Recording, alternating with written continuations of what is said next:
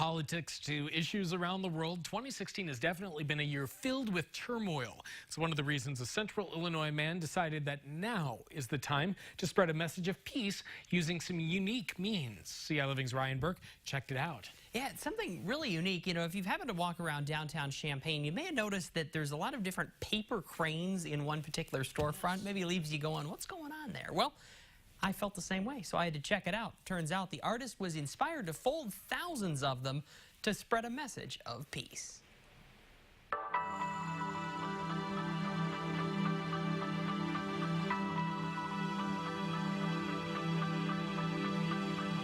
Small or large, colorful or plain, Daniel Ito's paper cranes may be diverse in their shape and design, but they share a common purpose. My true intention is peace is a good foundation for us to begin as a society. For this U of I finance grad turned unintentional artist, each and every one of these paper cranes set up in this downtown Champaign storefront represent months of work. I kept folding until mid-April, when I think I got up to around 3,000. Took a break for a couple months, and then by mid-July, I think I got up to around 4,000 to 5,000. Definitely over 4. I haven't counted in quite some time. While Daniel's been folding paper cranes for only about a year, the inspiration goes back all the way to 4th grade when he first read this book, Sadako and the 1,000 Paper Cranes.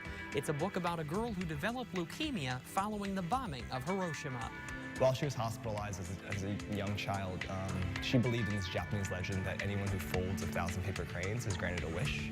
And so her wish was to live, which again is echoing the spirit of victims of war, especially a child, not seeking retribution, but just wanting to live. And I really do believe that that's what we're all trying to figure out how to do right now.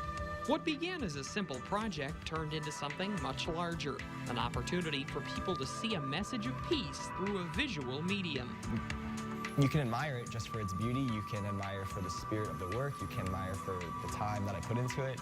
But there are people that fold far more cranes than I have. There are inmates in Alaska that I think folded over 3,000 cranes in a weekend. Thanks to a vacant storefront where Ito's allowed to display his cranes, people are able to see his work, something that's getting a reaction. But what I have noticed is once they're in here and they're in the room or they see the display, they're moved. And that to me is very rewarding. And I kind of think of this as a sanctuary, so to speak, in terms of like a wildlife sanctuary for these origami cranes.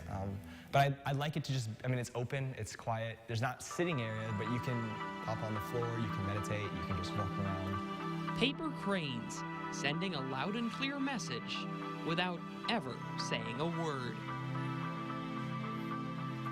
Now, if you want to see these cranes, they will remain on display in downtown Champaign, so something pretty cool to see. Yeah, I hope maybe we'll spread them out into the community. Hopefully there'll be even more, for sure. Right. So when you think cranes, think about this. Yes. Love it. Thanks, Ryan. Of course. Hey, more information on this online at ciLiving.tv. In the meantime, time for today's CI Giving sponsor.